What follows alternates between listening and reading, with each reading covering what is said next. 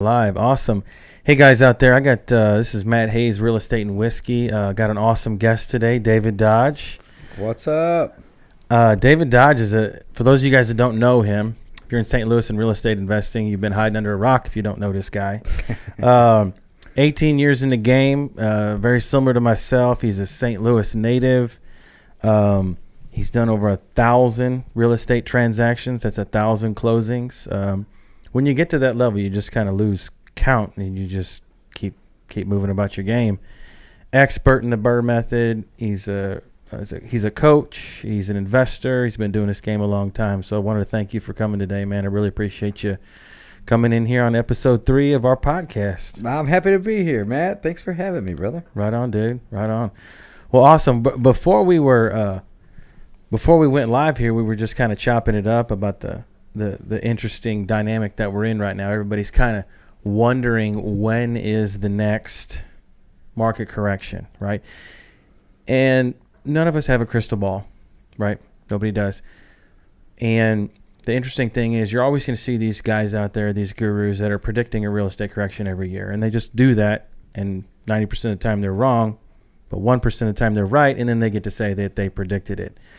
But we were talking about the opportunities that a real estate correction will create for guys like you and me and other seasoned investors. Do we want it to happen? No, we don't want it to happen. But in that case, it's going to create opportunities for us because people are going to want to get rid of their houses, maybe at a lower price, and we're going to be there to buy them. And that kind of leads me into my question, because you've really mastered this whole BRRRR method. Everybody out there has heard this term now, or they're hearing this term, and it's a way to get into an income-producing property with no money, or do it and then pull your money back out, right? Yep. So help me out here. Explain your process of the BRRRR method, and I'm probably gonna hit you with a ton of questions because this isn't something I totally do, but I really want to hear it. Really want to hear it. Yeah. Thanks for having me, Matt. Appreciate it. Always love doing podcasts. Always great to be able to provide value to your audience and just teach people, along the way. I've had a lot of help over the years, a lot of help from a lot of people, and made a lot of mistakes. I'm sure you have too. Costly ones. Still do. And that's the thing, we're always learning. I've learned some stuff from you since I've been here. And hopefully I can teach you guys a thing or two as well, right? Yeah, that'd be awesome. We'd appreciate that. Yeah. But, you're always learning. Always, new things. So I've been at this for, almost 20 years. And when I first started, Matt, I was very passive. And, in fact, the first 10 whole years, 10 or 12 even, of investing, it was very passive to me. It was basically just a place to park cash and buy rentals. Yep. But it was slow. I was doing like one a year. Right. Just cutting your teeth with it. Just cutting my teeth with it. Maybe you read a book, saw someone doing couple it. Couple books, couple this, couple that. But, it wasn't like, I'm going to do nothing but that. Right. Had jobs traveling around the country, selling products and, sales and marketing for the most part. And had a couple of my own businesses, launching, websites for people and just random stuff. I had a e-commerce business that import containers full of products from China and would sell those online. We just did all types of random stuff. But again, back to the real estate aspect, as I'd make money from these jobs or businesses, I would need a place to park it because I am terrible at saving money. The worst. Yeah. So you're not the only one with that problem. I feel like I am sometimes, but I know that I'm not. Yeah. Right. Yeah. So, long story short, buying about a rental a year. Okay. And in the beginning, I didn't even have the 20% down. Because if typically if you go to a bank, you're going to get 25% down. Yeah, 25% required. Down. So 75 to 80% leverage is what you're going to be able to get, right? Which is a safe way to do it. It is. Ultra safe. Absolutely. Super conservative, one deal a year.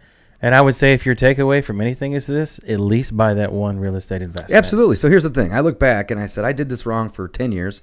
It might have even been 12. I don't know. And I basically, at the end of 10 or 12 years, I had 12 rentals.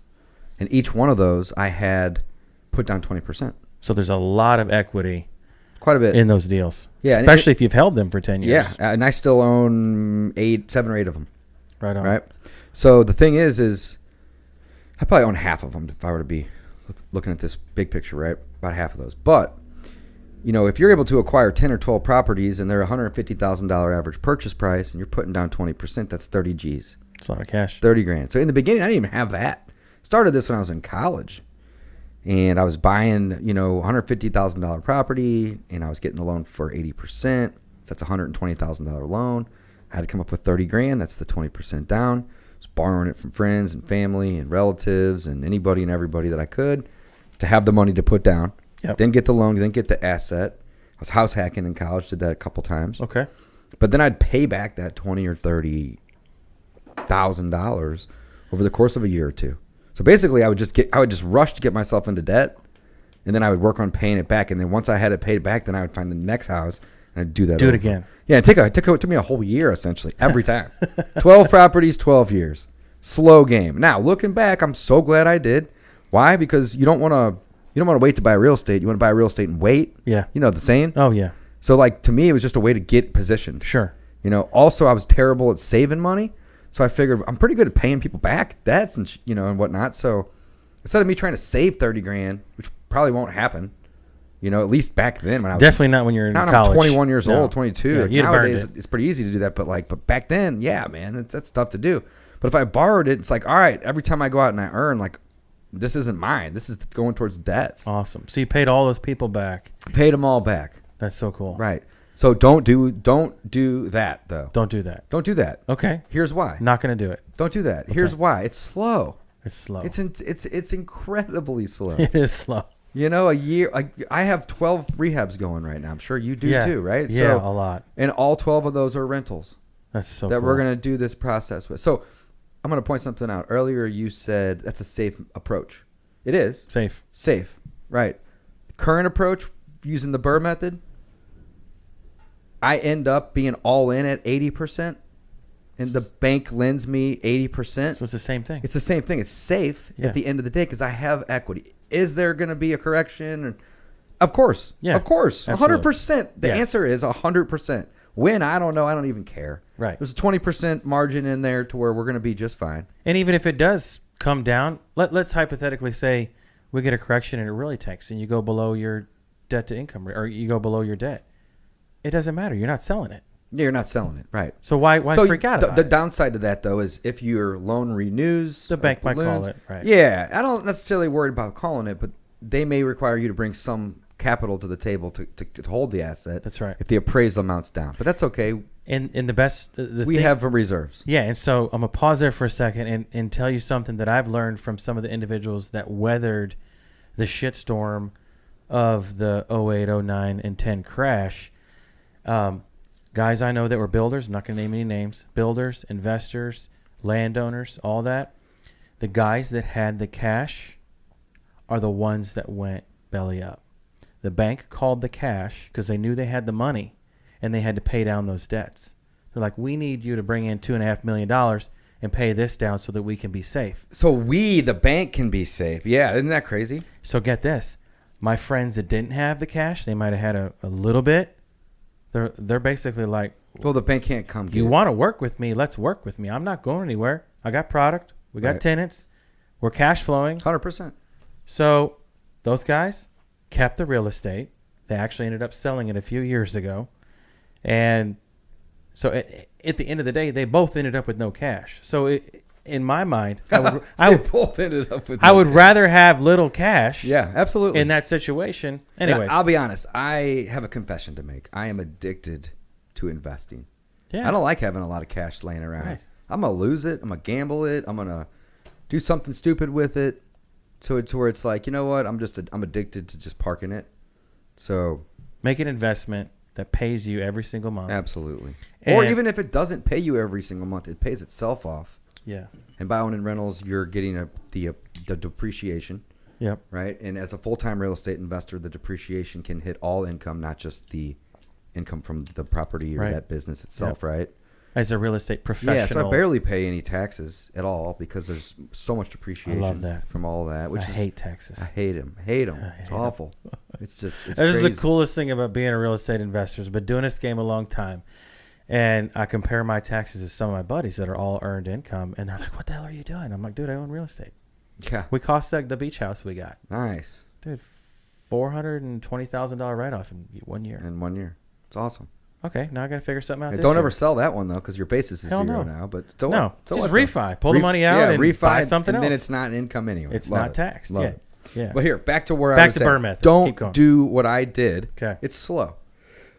So it's still safe. And essentially what we do, my business, my partner and I, we borrow money from hard money and private money. Mostly private money. We're working with one hard money lender right now, but in the past we've used hard money, of course. But we love private money. It's cheap. It's not necessarily cheap. It's just Easy. Easy. Yeah. Yeah. So we pay our private money lenders mostly 12%. Some of them are Okay. at 10. So and much I don't care. cheaper I don't than a care. hard money loan, though, right? Yeah, I mean it's cheaper. Yeah. Yeah. I don't typically pay points, like a bunch of points, but I'll pay 12%. Yeah. Whatever, no problem. But also keep in mind that I'm not borrowing money for 3 years, or 20 years, or 30 years at 12%. I'm Sure. borrowing for like 4 months. What's the difference? 4 Right. months. It's not Yeah. a big deal. Not at all. So anyway, but we borrow money from the private money or hard money lenders, and then we find deals, off-market discounted properties, and put those properties under contract, go inspect the properties, and put together a cost to rehab the properties. Mm-hmm. And as long as the purchase plus the cost to rehab it, plus the holding and all the miscellaneous closing and the interest that we're going to have to pay that lender. So when I say all in, I'm not just referring to purchase and rehab. I'm referring to all. Every dollar. Capital, bold, however you want to look at it, all. Every dollar you spend. And yeah, so the goal is to be all in at or below 80% of what that property will appraise for. Got it. But ideally below, because again, there's additional costs, right? Closing costs, interest on your loan. You may have utilities. You may have to prepay taxes, escrows. I mean, there could be a bunch Little of stuff. overages on construction. Yeah, a little, like you got to pay the lender to underwrite the loan. You got overages on construction. So Appraisal. ideally, we want to be all in at 75%, because now we have ourselves a little wiggle room in there. Yeah. And if you do have to pay your interest of, $4, $5, $6, $7 grand, if you're at 75%, typically that will cover it. Yeah, how awesome is that? So the key there is the off-market deals, right? It is. It's discount. You make your money when you buy. Buy it. That's what I always preach. And you get paid when you sell. But yeah. I don't plan on selling a lot of the properties that I'm buying for 10 years, 20 years. So that's your holding pattern. Yeah, 10, 20 typically. years. Yeah, typically. Yeah, I mean, I sold 3 or 4 properties in the last 6 months that I bought 15 years ago. I just started selling properties that I bought in the beginning, 6-8 months ago, just because the market's really, really, really high, and it's great. I don't like to sell necessarily. I didn't necessarily need to sell, but I'm just thinking, you know what? If you don't ever pull chips off the table, what's the point? Do I want to die with $18 million? Right, in cash. Like, yeah, I do die. I do want to die with 18 million or Yeah. more, obviously. Hopefully more. But not parked where I can't access Right. it. Hopefully $1 million of that's in a nice house on the beach, and $1 million of that's in a boat, and $1 million of it's in a plane or something fun. Right. I mean, that's the goal, right? So as the market increased, I wanted to start, Because counting my chickens. What you're saying is something very familiar. What Tillman said for Tita. The why he's accumulated so much wealth is he's never sold anything. He's never sold a piece of real estate in his life, he says. Now, I find that hard to believe, but that's what he preaches. So all his restaurants, all the land, all the assets that guy has. He's a master restaurateur. Never sold anything. Because he's just watched it go up and up and up with depreciation and inflation and everything else. Right. It's going to happen. And if you can weather those storms, that are, going to happen, and you set yourself up like that, I mean, you are basically building a system, a company, so that you can earn that passive income after you're done doing that renovation. Absolutely. That's it. Absolutely. And why I love, and I know this is why you love real estate so much, and this is where I get into arguments with folks here and there. I got a buddy that loves gold, loves to invest in gold, loves to invest in crypto. You know why I hate it? The only way to make money is when you sell it. Yeah, that's such a great point. I can go buy gold. That's such a great point. I'm going to go buy some gold bars. I'm going to grab 50 grand and buy some gold bars. I'm going to put them in my safe, lock the safe. Money's gone, right? We get them out once in a while. We have a party. Lay it on the table so people can pet it. Yeah, look how cool this $50,000. Oh wait, actually, it's worth $58,000. $58,000. Yeah. Oh wow, this is awesome. But guess what? The only way to get that money, sell it. You know what I don't like about those, both specifically precious metals, is they can be taken from you. Exactly. I can't take away your real estate unless I like fraud or something. Unless I launch a full out attack. Yeah. And it's gonna probably be vicious and it's gonna probably be illegal. Yeah. Right, but like gold, like it can end up missing. It can go away. You know what I'm saying? So your to kid me, could take it. Yeah, I mean, right. Something could happen, right? Someone could break in and it's not insured, or even if it is. I have a bunch of crypto. I'm not going to act like I don't like it, but it's super speculative. I have 6 figures in it, and I know that I could wake up any day and it's gone. Yeah. So I have what I'm willing to lose. Yep. But it's not my retirement plan. It's actually like I don't like to gamble on sports. And I've never really had that much luck in the stock market. So I'm like, crypto is just kind of fun because the swings are there. But again, real estate all day.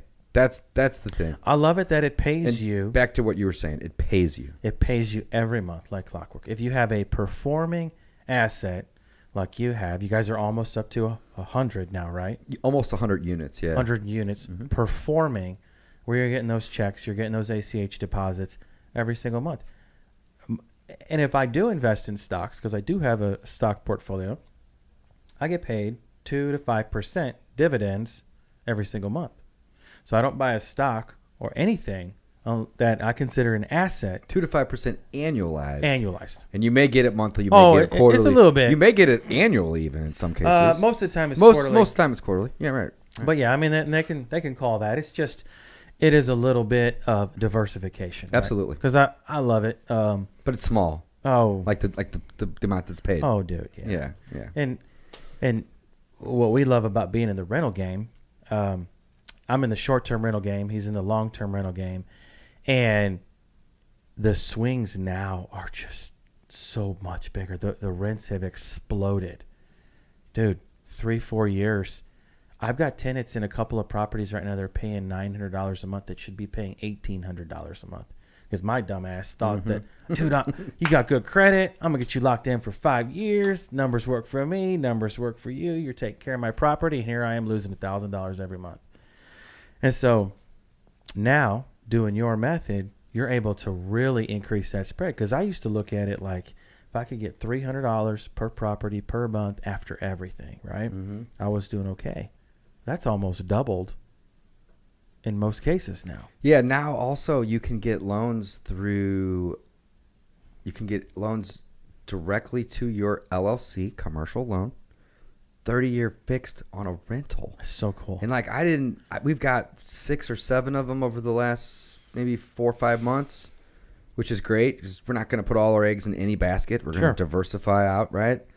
But I love those because the cash flow is $500-$600 on a little, $120,000 property. Yeah. So where are you buying your houses right now? Where are you parking them? So our office is in Brentwood. I live in Des Peres, and I don't like to. My partner lives here, Lake St. Louis.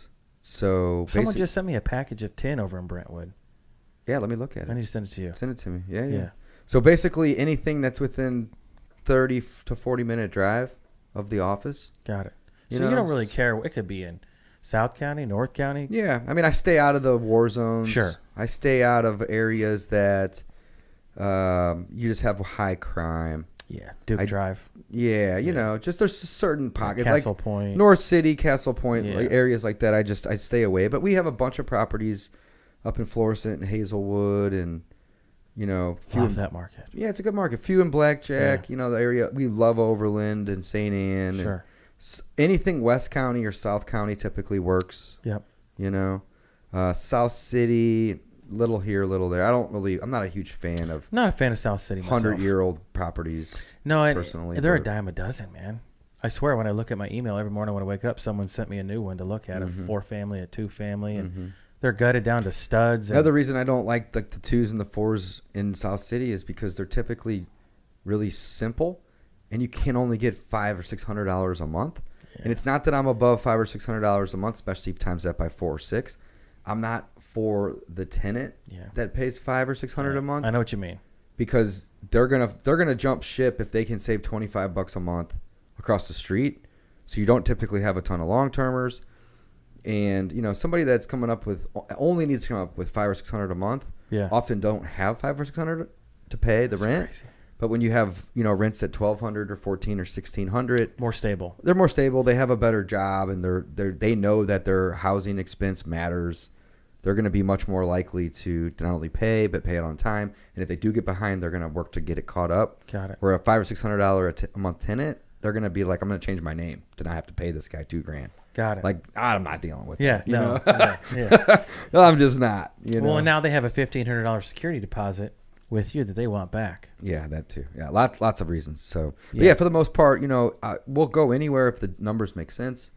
We do not buy properties on market unless the agent has the listing, is a friend of ours or acquaintance or in our network, and they contact us and they say, we need to get this thing moved, make an offer. They're not looking for the number that it says on the listing amount, right? I mean, the goal for us is to buy properties at a 20 to 30% discount or greater. We like to wholesale.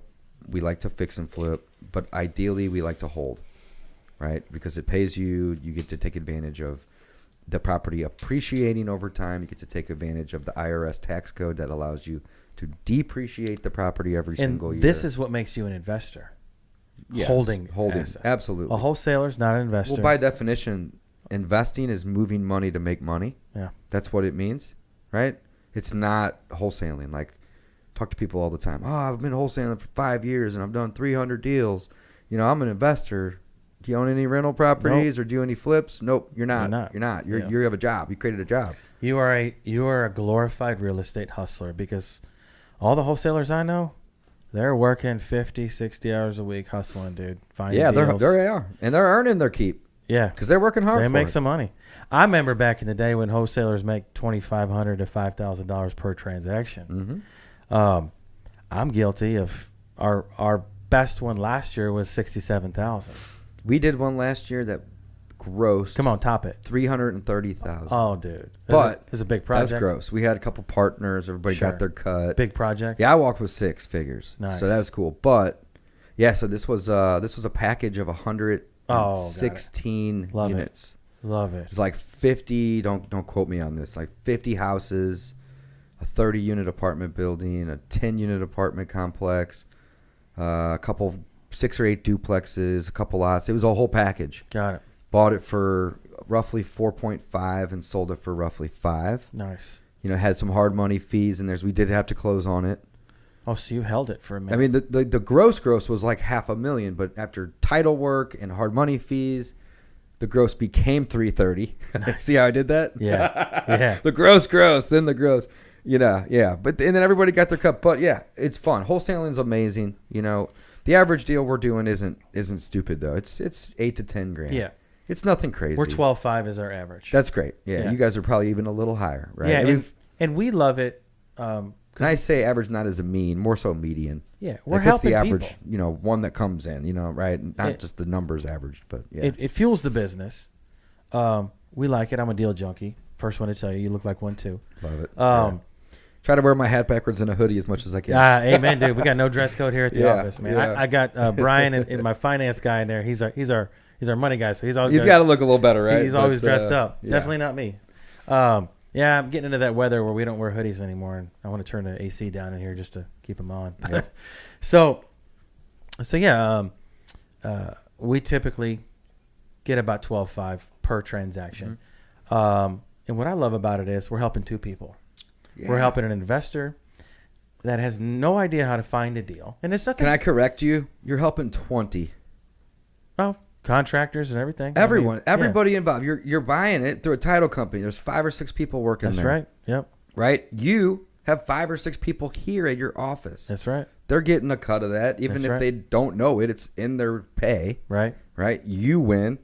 The seller wins. The buyer wins. The buyer's contractors win. If you're double closing, 2 title companies win. Yeah. A banker maybe financing your buyer, so many wins. And I wasn't trying to take away, I'm trying to add. But you're right. Oh my God. You're right. Anytime a real estate transaction happens, an insurance agent gets a phone call. Maybe a banker. Definitely a title company. I hope you guys are listening, because this is what stimulates the economy. All of these things. Everybody's getting If we go paid. down the list, think about, you're probably, I'd say double the 20. It's probably 40 Probably people. 40. Yeah. Absolutely. Yeah. There's so many moving parts. You got a survey. You got to get that guy's got to come out, right? You got underwriting from the Inspection. bank. I mean, the bank's got 10 people working on your file. You probably have And if you have an inspector, an appraiser, all of that. probably all 7 to 10 contractors swinging hammers on the property once you later for the buyer. Uh-huh. Yep. And just because you don't see all of it doesn't mean that that's not all coming together behind the scenes to make that deed transfer from seller to Matt to buyer, or maybe even go straight across. You still are a part of that transaction. That's right. Though. So it's it's amazing. So we love wholesaling, but we've pivoted away. It sounds like you have too, from being the core business. We have, because it's a job. Definitely pivoted away. Yeah, and so I like to refer to it as the transaction treadmill. Yep. Right. I mean, that's what it is. Because if you're not, you don't have anything to keep the lights on, dude. Yeah, unless you can do $100,000 profit on a deal, and that's all you need to live on, then you only need to do one deal a year. But if you have a team of people, you have to pay them, so the pie gets sliced up, and more. You got to keep doing more and more, and not your income doesn't always increase as your deal flow does, because you may build a team and have more softwares and more this and more that and office space and marketing. Yeah. So what we found was, if we were doing 2 or 3 deals a month versus 10 or 12, we weren't really making that much more money as owners of the business, because we were going from 20 people that got helped in this example to 25. So there's 5 extra people that are taking a slice of the pie, Yep. So we still love wholesaling. We have a little motto in our office. I probably should write this on the wall and frame it, make it look cool. But what is it? I want to hear it. It's simple. It's so simple, and it rhymes too. Keep the best, wholesale the rest. I love that. It's so easy, man. Yeah. You can take that. I'm going to take it. It's going to go on my wall Yeah, for put it 4 up. years. 100%. Let's do it. Keep the best, wholesale the rest. Wholesale the rest. I'll never stop wholesaling. And I don't think we will either, because there are always areas where we don't want to buy. 100%. But if you can get a 50% deal, why would you not take that opportunity? And so for you guys that don't know, David and I, we're talking peer-to-peer, right? But wholesaling is a very simple concept where you find a motivated seller. The key to that phrase is motivated. You find a motivated seller that needs to get rid of their house for whatever reason. And I get it. The people that aren't in this game think that, oh, nobody will ever sell a deal that quickly. I see it happen every day. Yeah, or for that discount. We bought a house in Wildwood. Probably going to make about $200K on it in about 90 days. So we're not going to wholesale that deal. We're going to renovate it and flip it. I have no idea why that person sold it that cheap. But honestly, I don't necessarily care. I paid exactly what they were looking for. If you gave them what they asked, win. Exactly. Yeah. So that concept, let's say I wanted to wholesale that property. Please don't DM me and ask for that property. I am not going to get rid of it. I'll give it to you in 3 months when it's all pretty and done. Right. We get it under contract. And let's say I don't want to be in Wildwood. I'll give David a call. David, you want a deal in Wildwood? Yes, no, no. Okay. Got anybody that does? Yes, Mike does. So I give Mike a call. Mike's like, yeah, I love Wildwood, dude. I live down the street. My kids grew up there, blah, blah, blah. I want to flip a house in Wildwood. What's your price? And I add my fee. It could be 40 grand, 10 grand. Depends on the numbers, right? It's all a numbers game. He comes. I say, okay, let's say it's 550. And he's like, I can only pay 525. We meet in the middle, 535. So let's say I buy it for this. I make 30, 40 grand. And he closes on the property. I never close on the property unless I have to do a double closing, which I don't like to do. I like to be a little sliver line item on the HUD statement. That way I don't have any closing fees. And then he gets his house. Seller sold it. Buyer buys it. It's off to the races. And I was the wholesaler, the middleman. I was not the real estate agent. I was the DA. Yeah, absolutely. I was the deal architect. The only thing I would situation. add to that, Matt, is it's very simple, but it's not necessarily easy. Those are two different things. And with experience, me and you, we've done it hundreds of times. to where it is easy to us because we know all the moving parts. You're 100% right. But the process is incredibly simple. Yes. And again, those are different. There's differences there. Simple meaning I could break this down in 5 or 6 steps. Market to find sellers directly that are motivated. Make a friend and get the property under contract. Market the contract to purchase the property. You just said something right there. Make a friend. Make a friend. Always. You have to know you, Like you and trust you. and trust Every you. time. Alyssa talks about this all the time. She didn't even care about the deal. She just wants to go in there and make friends with them. Yeah. The deal will come. Absolutely. Jason always preaches. He's like, dude, just follow the process. Forget about the deal. Yeah. Me, I'm all nervous about the deal. Let's get the deal. Let's get the deal. And I always forget that part, that friend part. Ryan, who works for me, amazing dude at talking with people. He can connect to a CEO or a trash man or a homeless guy. And so, the friend. Sorry, I interrupted. No, you're there, good. You're keep good. going. So market to sellers directly to find I'm taking motivated notes. ones. I'm taking notes. Yeah, most people say, "Oh, I'm going to market to motivated sellers." You probably might even be able to find 100 clips of me online saying that. But the truth of the matter is that you market direct to sellers that have presumed motivation. Sure. And then you get them on the phone and you make friends with them. And if they are motivated at that point, then you send an offer or go run an appointment, make a friend, get that property under contract. Right? Step 2, go make a friend, get it under contract. Step 3 is market that contract for sale. Right? Step 4 is partner with the end buyer, the cash buyer, the investor. And then step 5 is coordinate closing and close the deal, right? It's 5 steps, right? Yeah, It's very, very 5 simple. steps. But the biggest problem is most people don't have confidence to do step 1 and step 2. Yeah. Most Marketing and make a communicating. friend and get it under contract. Yeah. And the way that contracts are written, at least the ones we use and the ones we teach our students, is you have every out in the book. Sure. But don't necessarily abuse that. Right. If you can't do that deal and after day 2, tell the seller. Sure. Don't waste their time. I wholeheartely agree with you there. Try to be transparent. Because that does make our business look slimy. Oh my goodness. And because there's guys out there that are one-man shows that are really saying anything they can to get it under contract. We don't get anything under contract that I won't buy myself if it goes bad. Yeah, 100%. If it's in a really, really bad, shitty neighborhood, our discount rate's 50% instead of 30, instead of 0.7, instead of 30%. Yeah. Right? It's half. So at that point, I'll close on it because I know I can list it. So yeah, 100%. Absolutely. Yeah. But back to the message, man. Keep the best. Wholesale the rest. Wholesale the rest, right? So I'll never stop wholesaling properties, ever. But our marketing pivoted about 3 or 4 years ago. So what are you doing now? So we still do the same marketing. I got my Batch hoodie on. I love Batch. Batch is great for skip tracing and cold calling and SMS and direct mail and driving for dollars and all types of great stuff, right? Yep. Batch leads? Batch leads, Batch dialer, Batch skip tracing, all the above. I love Batch. We use Deal Machine as well. Drive for dollars, love Deal Machine. Got it. You heard of Property Scout?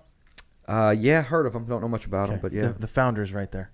This guy. All right, we'll have to learn more. We'll have to learn more about it. Yeah, well, it's a fairly small project. But you built it in high school? No, I was going into I want to say my senior year of college, and I'd been working pretty closely with Jason Palliser and the 2-Day Blueprint. I was with Jason just this last weekend. Yeah, cool. Yeah, so it was like it was actually a prototype that Jess Palliser sort of suggested. It was like, it would be nice if we had an easier way to track our drivers. And really at the time, there were only a couple of alternatives. There, Deal Machine was the big one.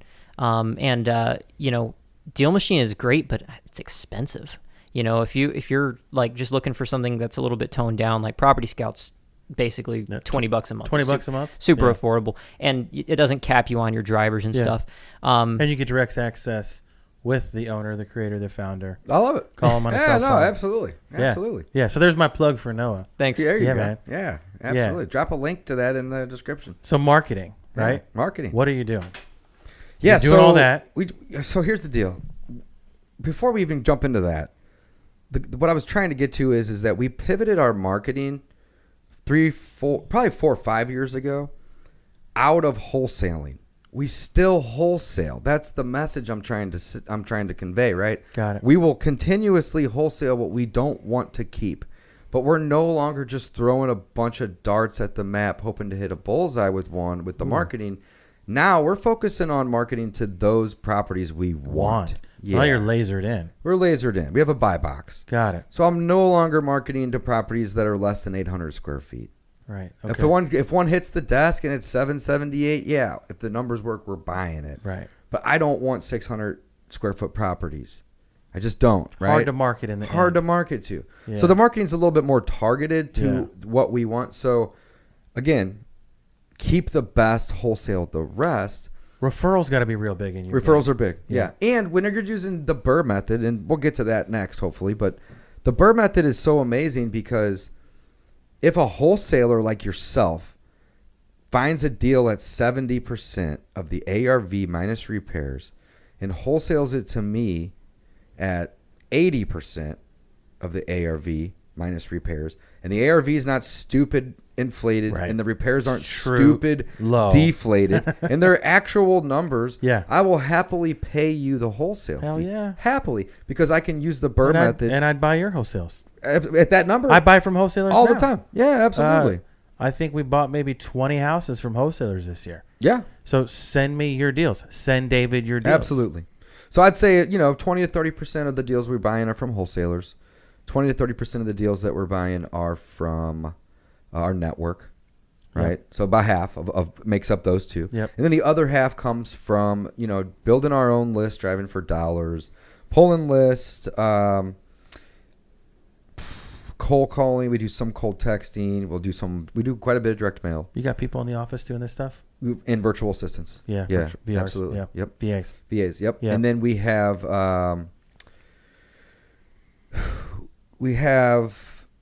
a couple other things that we'll do from time to time, but not consistently. Like we'll do some bandit sign campaigns. Sure. We'll do some radio advertisements. Yeah. Done some billboards in the past, low key, nothing crazy, but we've Got done that. So we'll kind of pivot in and out. I used to have AdWords campaigns going. I don't currently, but I probably will again at some point. Mm-hmm. So we'll kind of come in and out of different marketing cycles because what we find is that you get diminishing returns after a while. If people heard the message way too many times, sometimes, Got to switch it up. you switch it up a little bit. Yeah. But cold calling and cold SMS and direct mail are. It's been working. They've been It's been consistent. the most consistent. For Yeah, me. we've been doing those for Yeah. 5, 6 years, 7 years. I think the biggest thing that people that are listening to this, the listeners out there, you need to be consistent with doing something, and you need to brand yourself. Yeah, absolutely. You need to stand up on social media. You got this platform that almost everyone's connected to, whether it's Instagram, Twitter, YouTube, Facebook, whatever, and say you're a real estate investor. 100%. So I'm a real estate investor. I buy houses.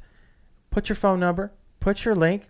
If I do that right now, someone's going to send me a deal. If I were to go to my phone 100%. and say, I need a house. I was doing a demo the other day, and I got on Facebook and made a post. I'm looking to buy houses cash. And it was like a 45-minute training. And within 20 minutes, I guarantee had it, yes. 10 DMs. Yeah, man. And I was making offers to people in the DMs. In the DMs. Live on this training. And, people were like, what is going on? And I'm like, if you keep your business a secret, nobody's going to know it exists. I love that. So Grant Cardone always says, if they don't know you, they can't flow you. They can't buy from you or work with They you. can't or, sell you. yeah, they can't. All the above. If nobody knows what you're doing, like, no one's going to promote your business for you. No. You have to do that shit. No, not at all. Yeah, 100%. Rule number 1 in real estate investing: you make your money when you buy. Not when you sell. You get paid Or when you you get paid sell. when you sell. Yes, it's similar, but you make your money on the buy. Rule number 2: don't keep your business a secret. Never. You got to shout it from the Yeah. rooftops that you're looking to buy houses, apartment buildings, storage units, trailer parks, whatever you're into, short-term rentals. Yeah. You got to let everybody know. Absolutely. And don't be afraid of those people that are going to come out and criticize you for doing that. Just frickin' do it. Yeah, you gotta have thick skin. Brush that off. It's and gonna- the it's people gonna that are happen. criticizing you are typically those who are beneath you. I know. I mean, it's very rare that I have a very affluent friend A more successful who's person. making fun of me for marketing and telling people Uh-huh. what business I'm in because they know that that's what it takes to grow to get to where they're at. Everybody that's criticizing you is doing it because they're beneath you. Yeah. Every time. They're frustrated that they can't get out of their own rut and do the shit themselves. Yeah. They And I'll think be honest, my social media is not that great. I don't want to say it's terrible, but it's a lot of repetitive stuff over and over. And just the other day, Matt, I was having beers with one of my buddies, and he's like, dude, your social media is terrible. And I was like, dude, I don't even care. The goal isn't to make it be a hit. The goal is to let everybody know I buy houses. That's it, man. That's it. Right? So It sounds so simple. I don't care if people want to unfollow. Go away. That's it. It's your problem, not mine. Like, if you want to see cats and babies, follow Go people that do follow cats and that. babies. Right. I'm not telling you to do that or not do that. 100%. So that's the name of the game. So wholesale keep the best, wholesale the rest. So all the marketing, this is where we were going with that. And I don't mind that we're getting on tangents because it's fun. Keep going, though. Yeah. Because I love this stuff. So all the marketing now is directed to the buy box. It's in areas that we want to be buying and rehabbing or buying and holding. And of course, sometimes those lines will get blurred and we'll go to a neighborhood that we don't necessarily want to buy, but marketing's out there. We can get a deal. We'll wholesale that deal, so on and so forth. So it was kind of funny because I started out, with the rentals 18 years ago, roughly. Mm-hmm. And I did it for 10 years, 12 years even, very passively. And that was the goal, was to build wealth, even though it was slow. And I totally lost sight of that goal. Really? And I got into the wholesaling, and I did that for like 3 years. Just banging out And I didn't wholesales. buy a single rental that whole time. Oh, wow. So I was like, one day I woke up and I was like, man, I'm doing okay, but like I've just created so much future work, and I kind of had an epiphany. And I was like, I know the one good thing that happened by being sucked into that wholesaling only rabbit hole was I built a ton of confidence. So it wasn't all bad. Sure. Ton of confidence. Yeah. A ton of knowledge on what to do when it comes to marketing, what not to do, and a ton of knowledge on negotiating and making friends. Yeah. Talking And to people. building rapport, talking to Yep. people. So it was actually And investors, too. that too, and building a network. All that was great. Massive network. 100%. But the work itself, I was over it. It's the transaction treadmill. And I learned a skill that I can continuously use.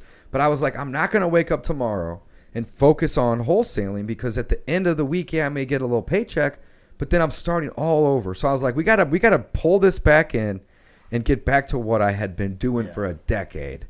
And that was holding. I love it. But we now had this new skill of direct to seller marketing, which avoids the MLS, it avoids agents, it avoids retail. It really just avoids retail, right? Yeah.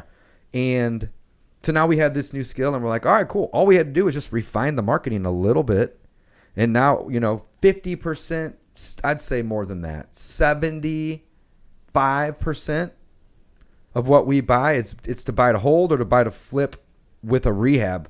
And the other, 1/4 of the deals that come in, we're either too busy or too far away, or we don't like that neighborhood to own. Right. Or you don't like the house. Don't too. like the house even too. Yeah, right. we don't buy firebox houses, but I got 3 investors that will buy those houses. So you find them and give them to them. Yeah. 100%. 100%. Yeah. So whenever we decided to go, and this is going to make for actually a kind of a funny and a good story, Matt. I'll try to keep it super short. But we decided, hey, let's pivot and let's not put down 20% or 30 grand on these rentals now. I'd been there and done that, and you can only do so much. That's how much capital do you have personally, or can you borrow to put down, right? So we started doing the BRRRR method, and man, we made every mistake in the book, and basically the first year or two that we were doing the BRRRR method, we were probably averaging 12 to 15,000 left in the property. Now that's a win compared to 30. Sure. So like again, I don't ever look back like, oh, I was an idiot. No, I look back like, man, those are lessons. Those are lessons that you learn along the way. But my goal now as a coach and a mentor and a teacher is to help people avoid doing the first 2 things that I, not just one. That was a decade. Then another 2 or 3 years of leaving 10, 12, 15, maybe even 20 on the table. And now our average is $1,200 Oh, shit. with the BRRRR deal. So That's awesome. a lot of them are zero. We did one earlier this year where we walked with $50K. That's Borrowed awesome. money to buy it, Yeah. fixed it up a little bit, rented it out, refinanced, paid the lender back with all costs, and walk with 50. So that's why the Burr method's so special It's to a me. good feeling. That's tax free. Tax free. Yeah. Now here's the thing. I don't want anyone listening or watching to think that they're going to be able to go find that deal that they're going to burr and they're going to walk with 50. It's going to take a good deal, obviously. It's a good deal and it's a honed skill. It is a honed skill. Absolutely. But can I teach people how to avoid putting down 20%? Yes. Can I teach them how to avoid leaving 12, 15, 20 grand in a property? Yes. Sometimes we have to leave 2 or 3 in a property still. The goal is 0. Most people don't have a goal that's that low. In fact, it's 0. That's low. But that's the goal. That's awesome. low. That's low, right? Can't Yeah. get any lower. Yeah. That's the goal. And what I mean by 0 is 0 money out of our own pocket in the end, right? So buy that property with private money, hard money. Borrow the rehab, private hard money. I don't even like using my own money, Matt. And the reason is because at the closing table, if something comes back to me or my business, they consider it cash out. Usually they'll let like 1,000 or 2,000 slide. But if you're getting 8 or 10 grand, like let's say that you borrow money to buy a house, 100% of the purchase, but you need 15 grand of your own money to rehab it. Well, when you go to refi, there's 2 payoffs. There's one to the hard money or private money lender for the purchase. And then your 15 and then there's grand. my 15. So I don't even want that coming back to me. And so is that a lender regulation that you're trying to avoid there? Lenders are going to have 2 different ways, multiple, but 2 main ways to refinance. Rate and term, Yep. cash out. Okay. Rate and term's cheaper, less fees, less cost, lower interest rate, typically a little bit better terms. Cash out, you're going to only typically get 70 to 75% of the appraisal, not 80. Maybe a little bit higher interest rate. Not a ton, but we just avoid it, right? So one of the things I love to do is find home run deals, like 50, 60% on the dollar type of deals, and borrow an extra 10 or 15 above and beyond the purchase and the rehab. Because I'm paying myself today, and I'm essentially doing a cash out refi, but I'm doing it in reverse. Sure. The bank's still paying off the lender for the total amount that's owed. But if I'm all in at 70 or 75% and they lend at 80% and it appraises and I'm all in below that and there's a spread, I can get that lender paid back for all of it. And I get the rate and term refi, not the cash out. That's refi. good. That's nice. You see what I'm saying? So it's still a cash out. It's just done in the beginning. Yeah. So it's just all I'm talking about or explaining right now is just creative ways to do it legally and be transparent. I'm Sure. not hiding anything from anybody. I wouldn't be talking about this on a live public setting right now. I'm not breaking any rules or doing anything wrong. I just choose to not use my own money if at all possible because it makes the process easier later. Less red flags, less underwriting. Just, here's the thing. When you go to a bank and you want to purchase a property, you're creating new risk for that bank. Mm-hmm. But if you go get it from a private lender and you rehab it and you bring it to that bank, they're not creating new risk, they're transferring risk. Therefore, the underwriting's a lot less. And they're piggybacking off the fact that somebody else, even if you're my private lender and you lend me the money, they're pigging off the fact that me and you thought it was a good deal. We did some due diligence on that. So they get to piggyback off of that, and they're not creating that new risk, they're just transferring it. So that's what I love about the method is not only does it work that way, but you can leverage 100 people. It's, an exaggeration, but you can leverage lots and lots and lots of people.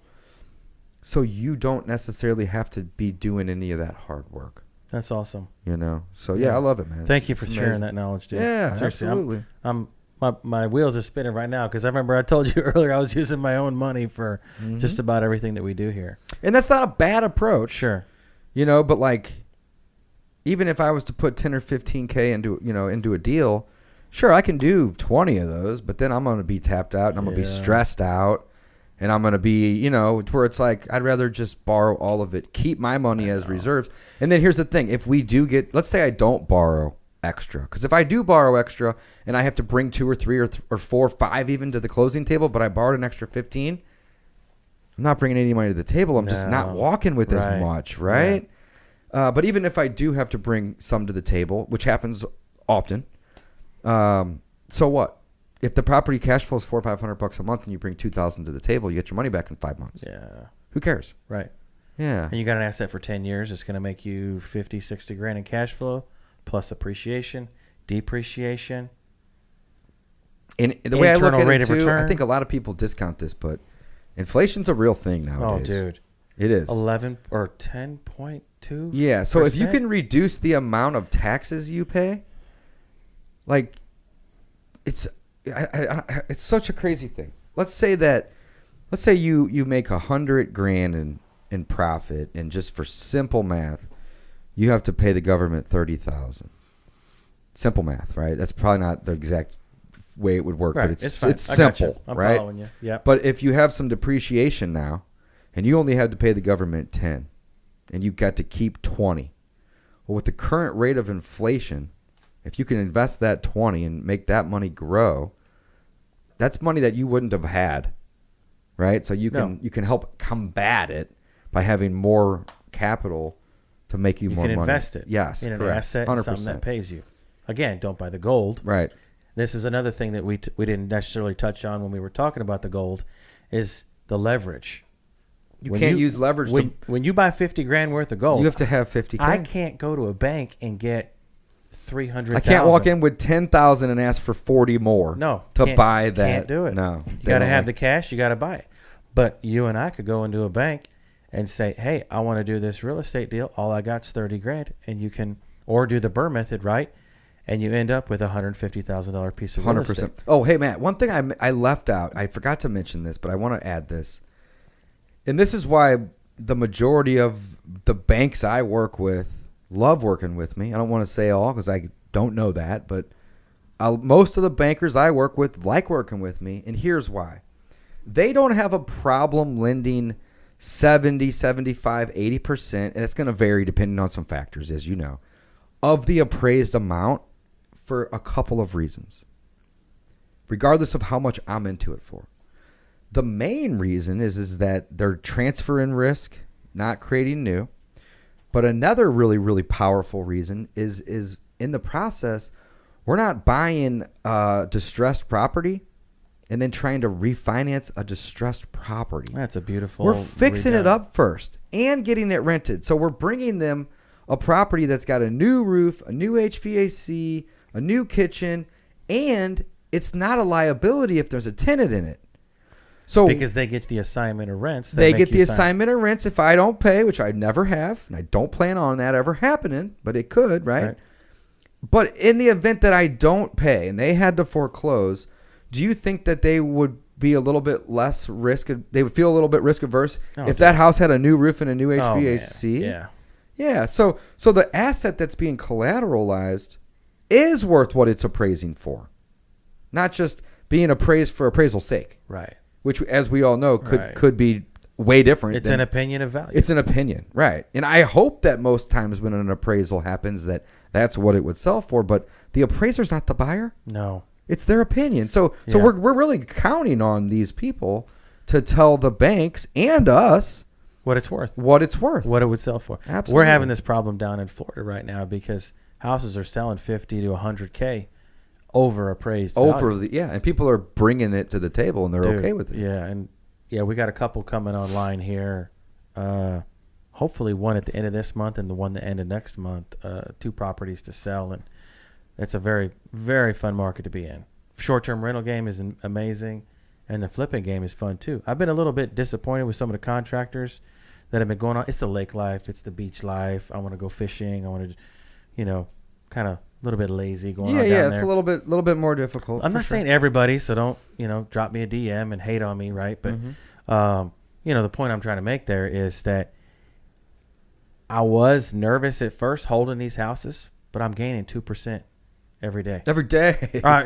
Sorry, not a day, a month. A month, yeah. Every for month, sure. it's Yeah. going up 2% in value. So if I got a $2 million asset, it's going up 40 grand every month. Yeah, it's crazy. So I got hit with $200 and something thousand worth of overages on this one house we're flipping. Got a partner in that deal. They're okay, right? I'm totally okay with the deal. I've got a little bit different maybe low-key attitude towards Sure, things sure. because I've seen so much shit hit, Mhm. happen. We're going to be able to sell that thing for $400,000 more than we initially thought when we went into the deal. Mhm. Like, dude, if we break even at 1.4, well, we're listing it for 1.8. Mhm. And honestly, if rehab takes another month, we might Maybe shoot that go up a little 185. bit. Yeah, absolutely. Dude, thank you so much. I think we've been on for close to an hour now. Yeah, I got a few more minutes if you want to Right chat. on. I'm not in a hurry. Cool, Yeah, cool, yeah. cool. So you've really nailed this whole Bird method down, and you're teaching students now. And That's so my passion, man. I love helping people. That's Yeah. so cool. So real estate isn't the goal. No, The goal is financial freedom. And Financial it's actually freedom. not that either. I lead with that, but the goal is time freedom. time, ROT, Time. return on my time. Return on your time. But it's impossible, or maybe it's not. Maybe you know of a way, I don't, though, to have time freedom without financial freedom. So the financial freedom comes first Yeah, because you can't just go to the beach or the lake and not pay your mortgage. You would probably have to be single, or Homeless. homeless, maybe married. not worried about eating. Yeah, a van down by the river. or Yeah, something like that. right. So it's the financial freedom is a key.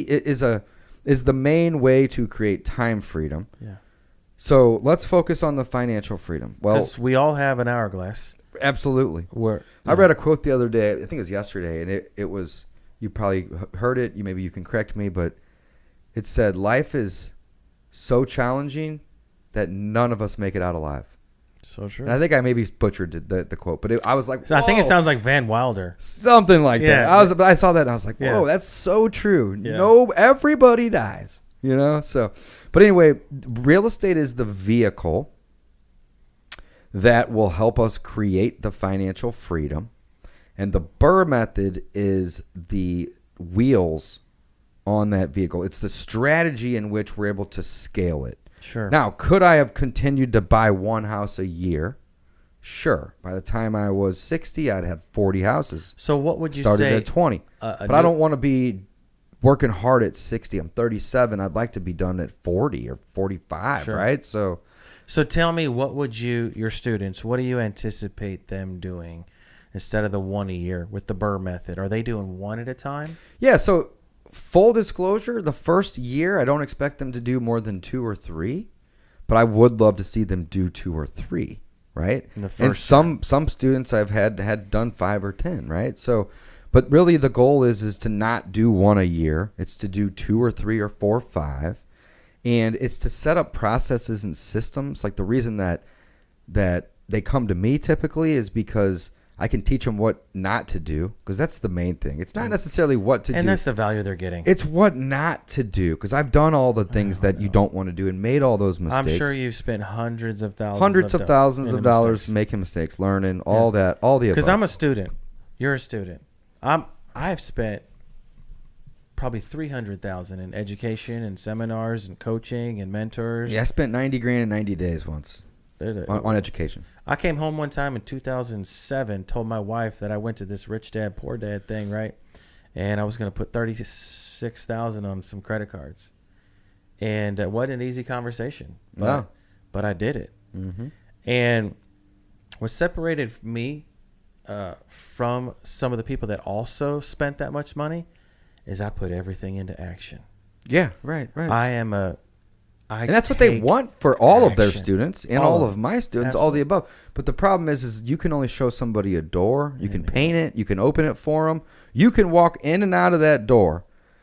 And you can even sometimes grab their hand and pull them through it. Right? But once you go away, they have to continue to do those things. They have to take action. Yeah. So I like to motivate and inspire people, especially my students, to dude, this is what's possible. get man. out You there need to and do it. make these moves. Right. You Exactly. got to do a deal, right? That's what I'm always Absolutely. preaching. Even if you're not really knowledgeable too much in the game, you got to learn a little bit. Right. And you got to do a deal. One thing that I know that is true, and I'm dating myself now. I'm going to turn 40 this year. I swear I started wising up at the end of my 30s.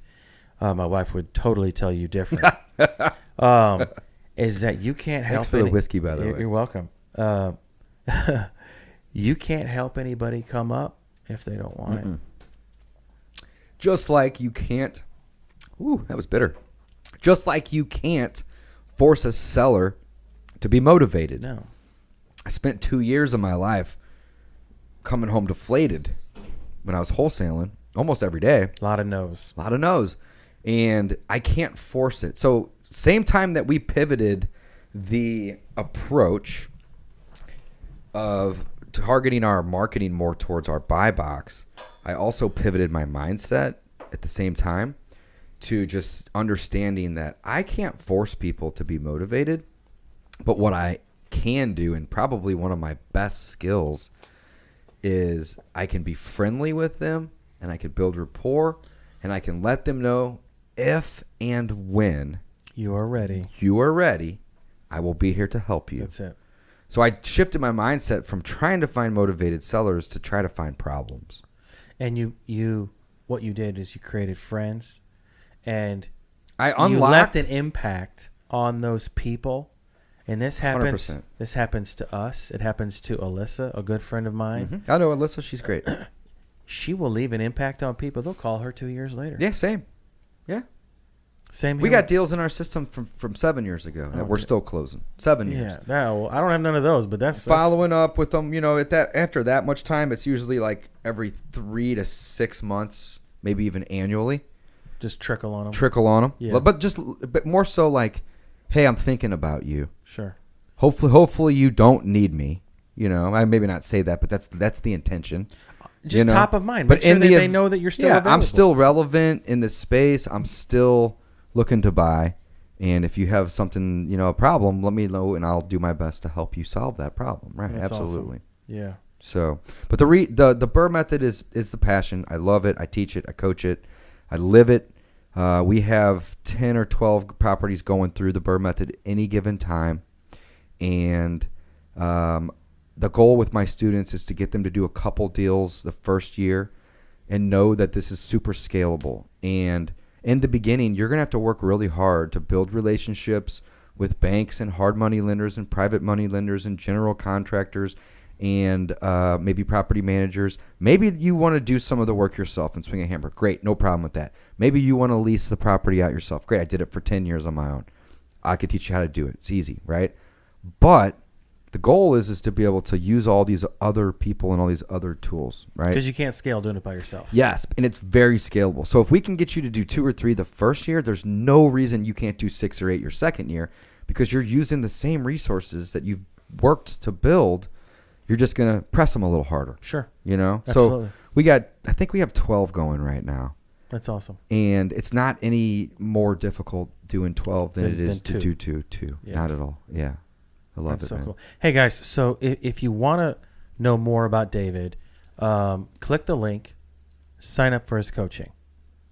Okay, you need to be doing this kind of stuff, and if you've been sitting on the sidelines for years and you've been waiting to get in the game, that is the wrong approach to this business. Absolutely. You buy real estate and wait. Mm. You don't wait to buy real estate. Yep.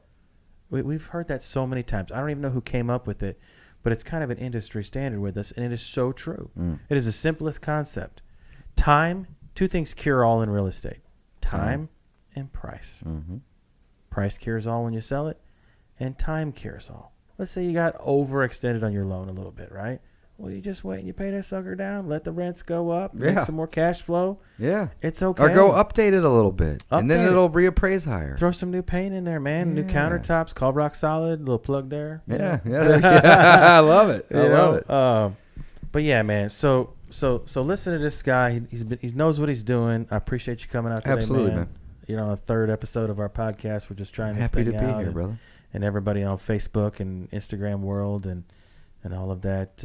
Yeah, man, I appreciate it. So yeah, click the link below, and appreciate you coming out too. I appreciate you having me, Matt. It's Awesome. been fun, dude. Yeah, thanks, man. Awesome.